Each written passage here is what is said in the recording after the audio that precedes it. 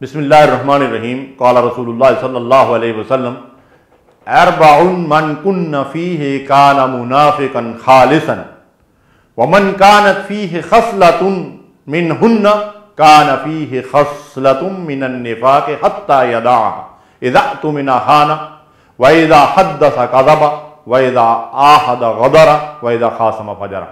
رواہ بخاری اور مسلم۔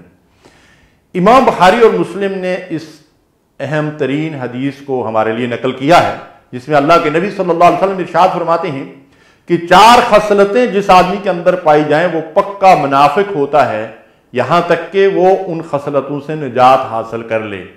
اور اگر کسی کے اندر ان میں سے کوئی ایک خصلت ہے تو گویا کہ وہ 1/4 منافق ہے، اور اگر 2 خصلتیں ہیں تو گویا کہ وہ آدھا منافق ہے۔ علی ھذا القیاس، یہ خصلتیں کیا ہیں کہ جب وہ آدمی بات کرتا ہے تو جھوٹ بولتا ہے، اور جب اس کے پاس کوئی امانت ہو تو اس میں خیانت کرتا ہے، اور جب وعدہ کرتا ہے تو وعدے کی خلاف ورزی کرتا ہے، اور جب کسی سے کوئی اختلاف، کوئی نزاع، کوئی لڑائی جھگڑا ہو تو بد زبانی اور بد کلامی اور گالی گلوچ کرتا ہے۔